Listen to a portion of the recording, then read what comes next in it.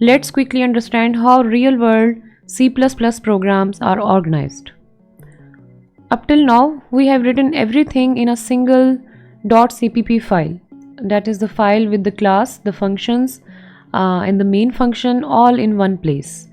That works fine for small programs, but once your project grows, this approach becomes messy and hard to maintain.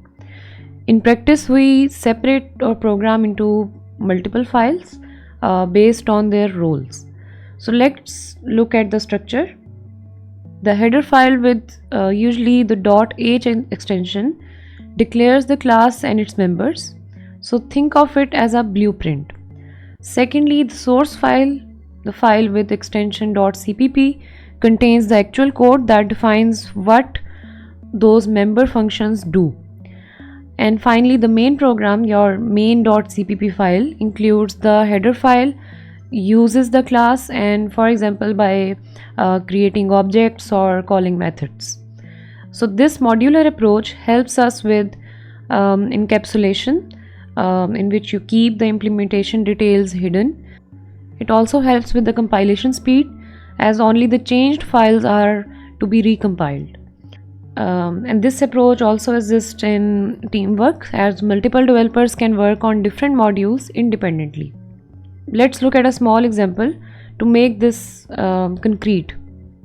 Here the box class is split into three files: the box.h file, box.h file, box.cpp file, and main.cpp file. In box.h file, we declare what the class looks like with its data members and its functions, but we haven't defined yet how those functions work. Then in box.cpp, we actually define the member functions using the scope resolution operator, and this keeps the logic separate from the structure.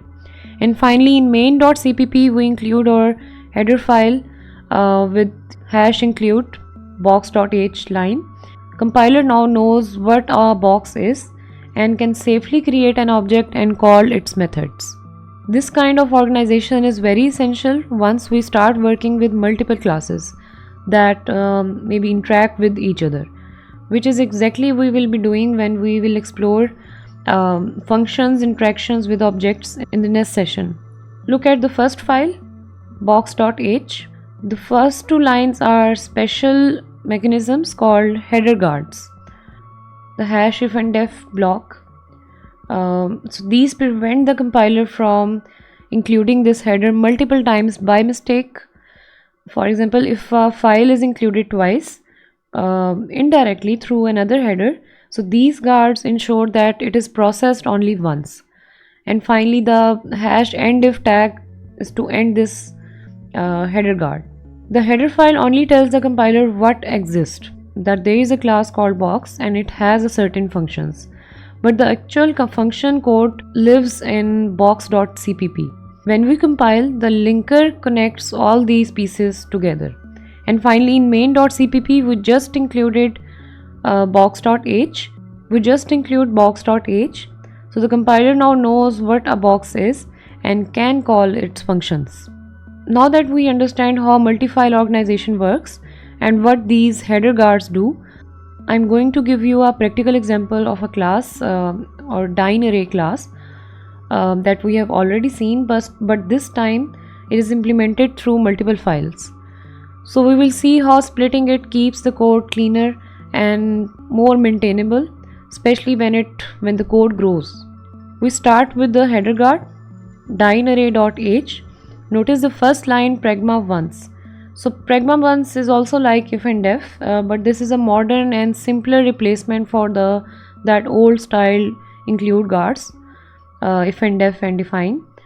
But both serve the same purpose. They prevent the file from being included more than once by mistake. But pragma once, as I've already told you, that it is a more cleaner and it is supported by most modern computers. In the header file, we only declare the structure of our class, the member variables, the function prototypes. We do not write the actual logic here. Think of it as a blueprint or outline that other files can refer to. Next, we move to dynarray.cpp. This is where we actually implement the functions, the constructors, destructors, and the member functions. And finally, in main.cpp, we included dineArray.h, and then we create an object named ARR. When this line runs, the constructor from dineArray.cpp automatically executes, allocating memory and displaying a message DineArray created.